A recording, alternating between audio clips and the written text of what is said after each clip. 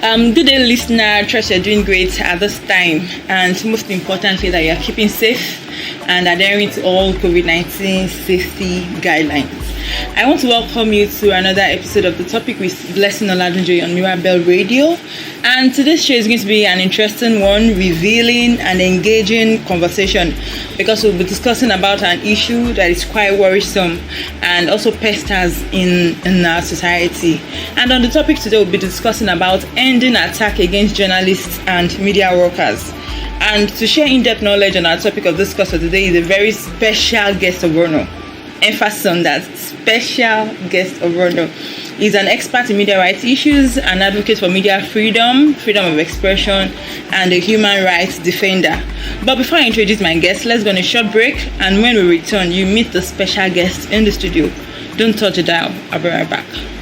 Ooh, la la la. You never cease to amaze me. A moment ago, you did as if the whole world has collapsed on you because you were raped, and now you are singing. My sister, I visited the Mirabel Center. Which one is Miracle Center again? I did not say Miracle, I said Mirabel. Mirabel Center is a special place set up to help people with cases like rape, sexual abuse, and related issues. If you are sexually harassed, abused, or raped, do not waste time. Visit the Mirabel Center or call any of these phone numbers 0815-577-0000 and talk to a counselor for immediate help. Mirabel Center is located at Family Medicine Department, Lagos State Teaching Hospital, Ikeja. Medical doctors, nurses, and counselors are always available to help you. Services are free of charge. Wounded but courageous. Break the silence. You will not be stigmatized. For further details, visit our website on www.mirabelcenter.org. The Mirabel Center project is managed by Partnership for Justice.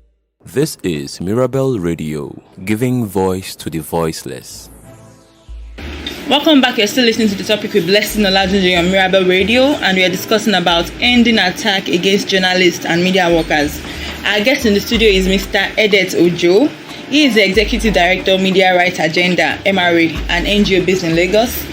Mr. Ojo is a well-known expert on access to information. He has worked on access to information, media development, internet freedom, human rights and democracy issues in Nigeria, regionally and internationally for over 25 years. You're welcome to the studio, Mr. Edet. Thank you very much. We're so glad to have you. A quick introduction. Between 2006 and 2020, UNESCO has reported 13 deaths of journalists in Nigeria, and this excludes those who have been abused, harassed, assaulted, or arrested in the course of duty. And almost 22 years into democratic rule in Nigeria, journalists still face repression.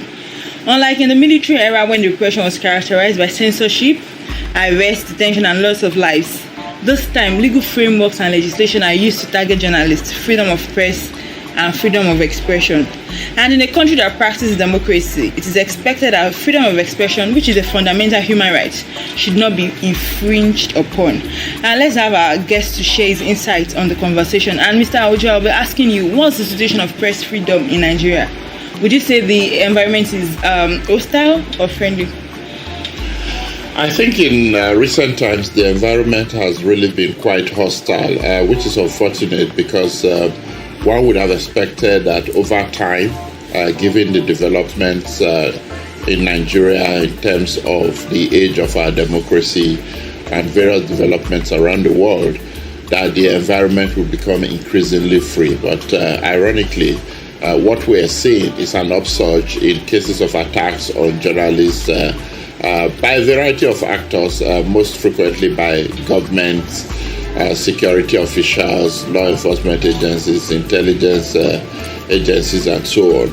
But we're also seeing attacks coming from non-state actors like criminals, obviously in situations of riots. We're also seeing that a lot of journalists are endangered in such situations, where seeing sometimes even religious bodies, when journalists do reports that displease them, also mount various forms of attacks against journalists. So it's really coming from all sides and all directions, and the situation is getting worse. You just explained that the situation is getting worse, and because I was actually going to ask, like, as an expert in the field, would you say attack on journalists, even either from state actors or non-state actors, is increasing? Like maybe if you could share instances. Well, I think the most poignant indicator is the fact that in recent years, Nigeria has been on the impunity index, which is produced by the Committee to Protect Journalists based in New York annually. It's an index of 12 countries where journalists are most frequently attacked, and there are no consequences for such attacks, meaning that the attacks are not investigated, the perpetrators are not punished, or there is no pushback from the state, which is supposed to protect journalists. So over the last several years, we've seen an upsurge in such cases, but more worrying is the fact that Nigeria is frequently annually on that list of 12 countries around the world where journalists are most frequently attacked and their perpetrators are never punished. So that would tell you what our situation is, that if you look at all of the countries in the world, we're actually among the top 12 that endanger the safety and lives of journalists the most. I think that's the greatest indicator. But when you look at the annual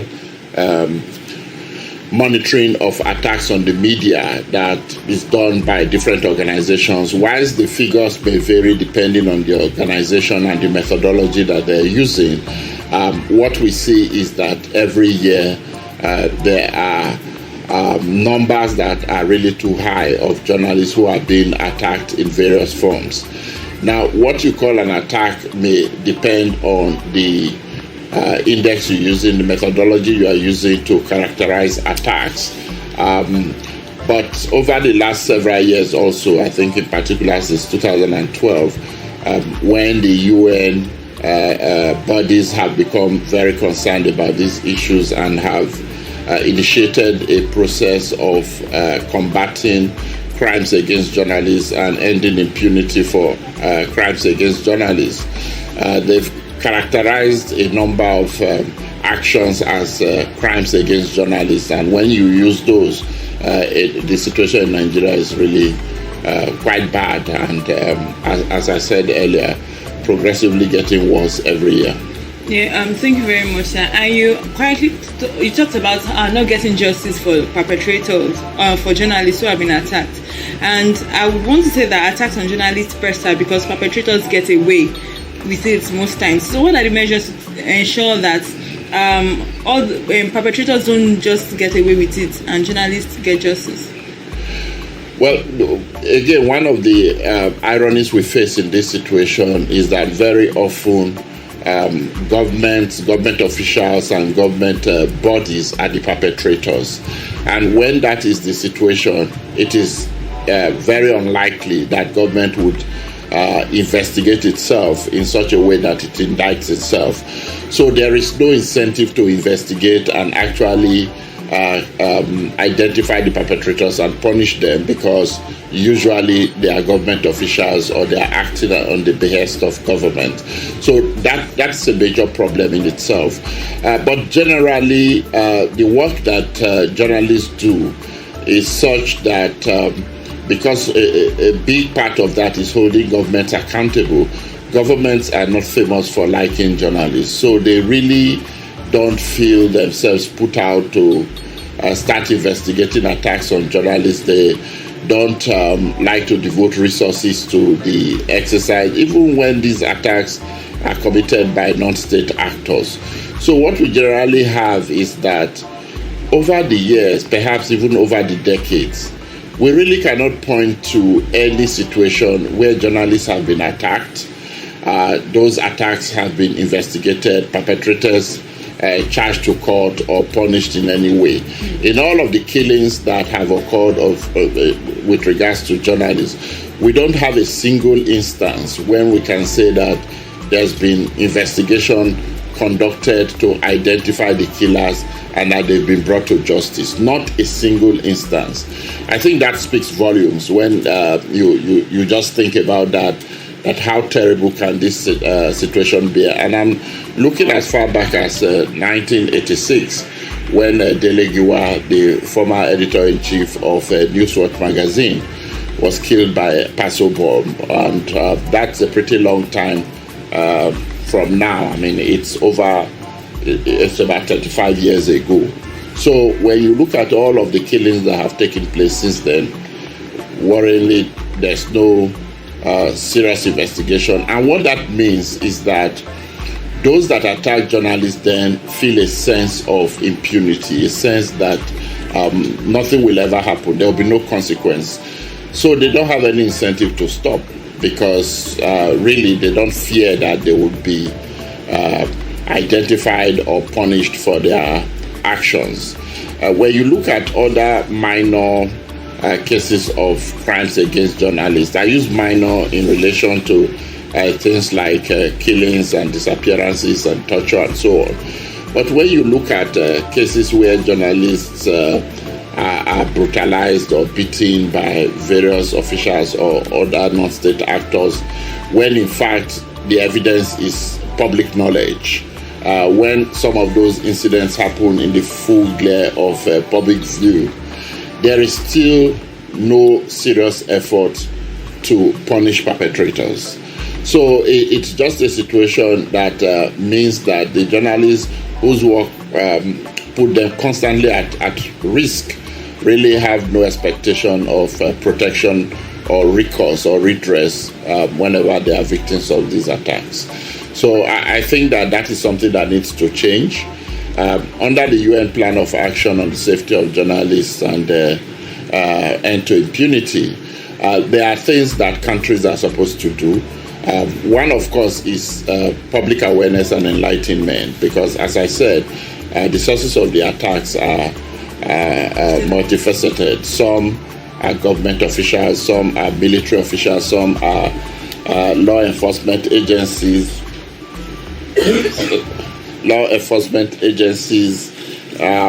security, other security agencies.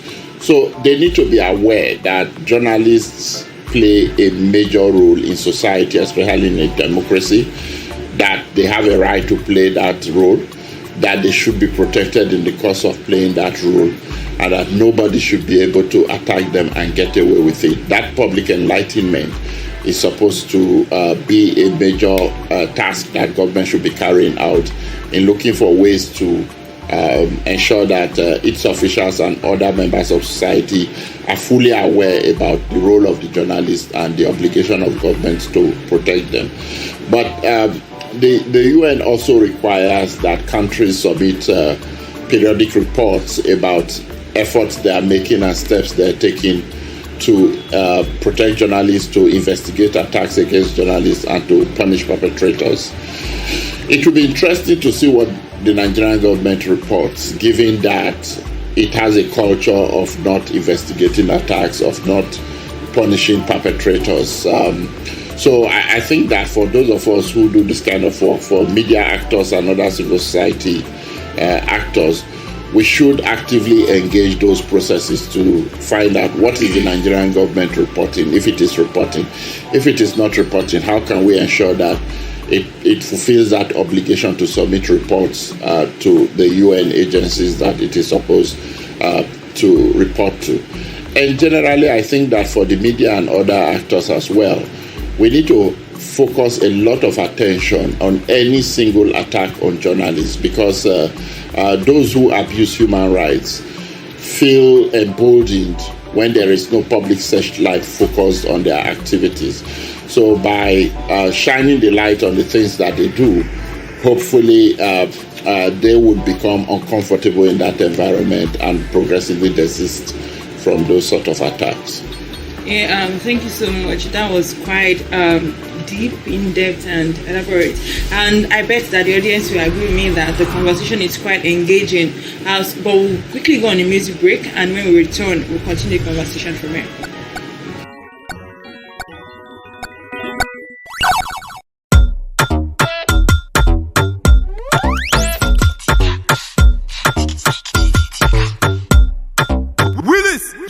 Anything I talk, make you talk, I'm again.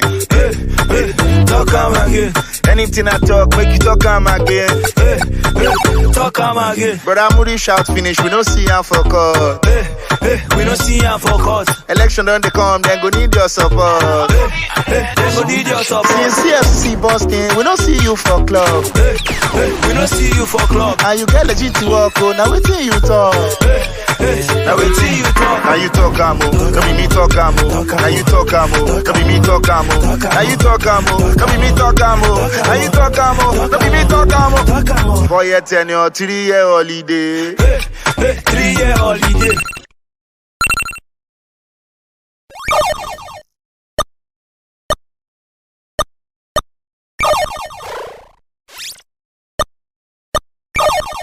Our senator don't they fight Kung Fu again. Fight Kung Fu again. Say they never tired, they won't continue the race. They won't continue the race. We buy your story, but you don't give us change. You don't give us change. Now you talk amo, come be me talk amo. Now you talk amo, come be me talk amo. Now you talk amo, come be me talk amo. Now you talk amo, come be me talk amo. Anything I talk, make you talk am again. Talk am again. Anything I talk, make you talk am again. Talk am again. Month it don't end, I got pay salary. I got pay salary. In 2019, 98 alawi. 98 alawi. This I make you walk, you dey find allergy. You dey find allergy. You can't turn your body to cash and carry. Now you talk amo, come be me talk amo. Now you talk amo, come be me talk amo. Now you talk amo, come be me talk amo. Now you talk amo, come be me talk amo. 3 private jet, you say you buy am for church. Say you buy am for church. But your congregation no dey follow fly am. This is Mirabel Radio, giving voice to the voiceless. Welcome back. This is the topic with Blessing Oladunjoye on Mirabel Radio, and we have been discussing about ending attack against journalists in Nigeria. And Mr. Edetean Ojo is still here with us in the studio. Mr. Ojo, MRA launched a project to combat impunity for attacks against journalists in Nigeria. So, what provision does it make for journalists, and how can journalists access this support?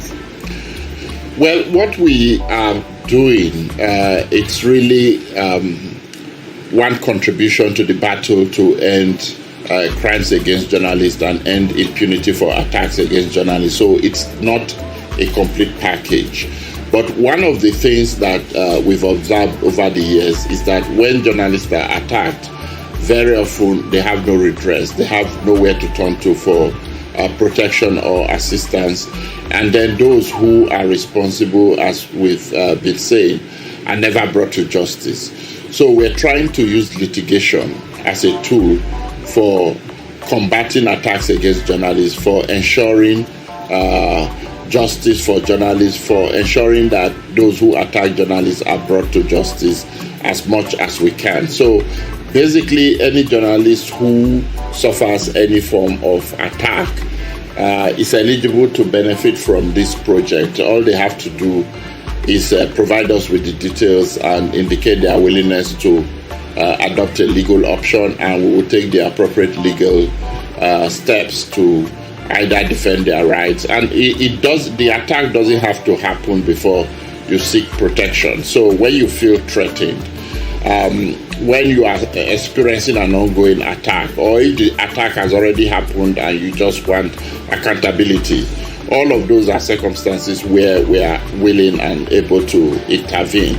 So it will depend, each instance will depend on the specific nature of the attack or threat that the journalist face. But once you are a journalist, you are clearly eligible for us to support and protect you. And once you let us know, we have a network of lawyers around the country that are providing pro bono legal assistance for this purpose. So depending on your location, depending on the issue, from our network of lawyers, we would identify a lawyer or a group of lawyers that would be able to provide assistance, file cases either in one of our domestic courts, or should the situation warrant, we will use international and regional mechanisms to also combat those sort of activities. We're going to be running this in the first instance for about 12 months to see what difference it makes, how journalists are taking advantage of it, and then as we go along, we may make adjustments depending on our findings. But beyond specific individual attacks that we would be litigating on, we'll also be looking at issues that affect the media environment that we can also, through either litigation or legal processes, create a more conducive legal environment for journalists to practice their profession. So that essentially is the thrust of what we are proposing to do. But it's not all that is required. There are other things that we think should be happening for us to be able to have a better environment for journalism practice in Nigeria. UNESCO, African Union, and African media stakeholders recently launched a platform for journalist safety, which you are a part of. So how is it supposed to address the challenges of attack that journalists face on a daily basis? So the digital platform on this, for the safety of journalists is a multi-stakeholder initiative that is supposed to also contribute to this process of ending attacks against journalists and ending impunity for crimes against journalists. Coincidentally, UNESCO is also supporting our litigation project, indicative of the interest they have on this issue, and being the lead UN agency on the issue of communications. So they're working with the African Union and various partners in Africa, including NGOs, intergovernmental bodies, human rights bodies like the African Commission and so on, to focus specific attention on this issue, bring stakeholders with diverse competencies and skills together to address the problem from different perspectives. But the platform itself, it's supposed to provide an avenue for gathering, processing, and analyzing information related to attacks on journalists, so that we have a place all of us can go to find out what is happening. And you can look at this platform on a country-by-country situation. So if your interest is Nigeria, for instance, you can go to the platform, see what attacks against journalists have taken place in Nigeria, what actions are going on, who the partners that are engaged in in combating such activities are, and so on. So it's supposed to really provide a portal, a one-stop shop where much of this information would be available. Depending on how effective we are in implementing the project, we might actually be able to capture every single attack that happens on the continent, and this would be categorized depending on the nature of the attack, the country in which it happens, and then those who are working to end either attacks against journalists or impunity for attacks then decide what kind of response they should take. So the platform also provides a coordinating framework for those who want to collaborate, who want to work together, who want to support the actions of others, or build into actions that are already ongoing, or mobilize other actors to join their initiative. That is the expectation. It's only just been launched in the last few days, so we would see how it works out. But again, we are maintaining the idea that we'll really be engaged and flexible such that it responds to the needs on the ground. Yeah, thank you very much for that, sir. And maybe we should talk about what journalists themselves could do to avoid being victims of attack. Is there anything possible? Oh yes, there are a lot of things journalists can do. I think that the first thing really is an awareness of the issue and how it impacts them. The reality is that when journalists are constantly attacked, they begin to self-censor themselves in order to avoid attacks. And when you start to do that, you either avoid doing particular stories, or you distort the stories so that they are more palatable to those who may otherwise be offended, and so on. So it undermines the work that journalists do. It undermines the ability of the wider society to get accurate and reliable information trustworthy information that they can act on. That itself would be a huge disservice to journalists. So it's important to understand what the consequences and implications of these constant attacks may be. The other thing that I think journalists can also do is to, again, publicize, shine the light on every attack against journalists, such that those who have a responsibility to act in line with holding public officials accountable and highlighting their responsibility would then have to take the required action. So let's not take the attitude, which I see very often, that an attack on a journalist is not such a big deal, it's not such a big story. We'll rather publish an attack on a politician or some other member of society, when attacks on journalists are frequently left unreported. So it's also important to begin to highlight attacks on journalists and provide solidarity for each other, because if you are all endangered because of the work that you do, then it's also important that you share experiences and support each other whenever any member of the profession comes under attack. Thirdly, journalists need to be aware of safety protocols that they can put in place, that they can apply to protect themselves. Because very often journalists are doing very serious investigative stories that obviously would attract some negative consequences.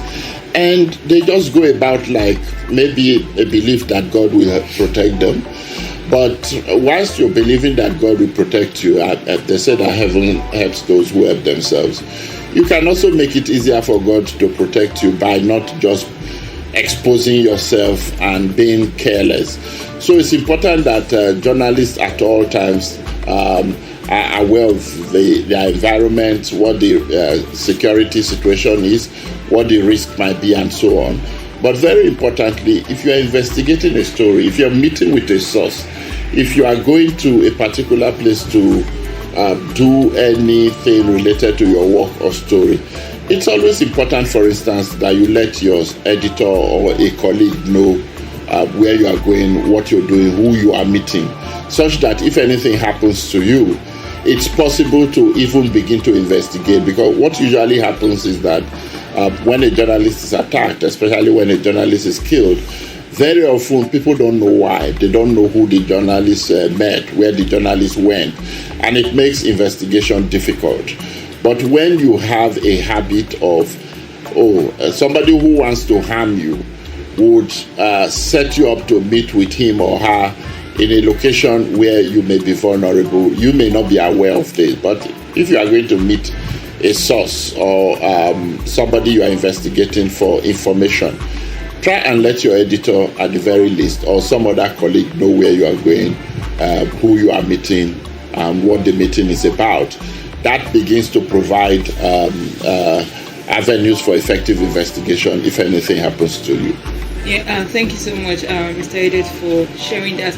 And very quickly, under 30 seconds, I just want you to address the issue of about 735 journalists have died of COVID-19. Do you think this would make some journalists feel like, maybe I shouldn't just be out there covering this pandemic and all that? What's just your thoughts about that? Well, obviously, I think it would discourage a lot of journalists from effectively covering the COVID-19 situation.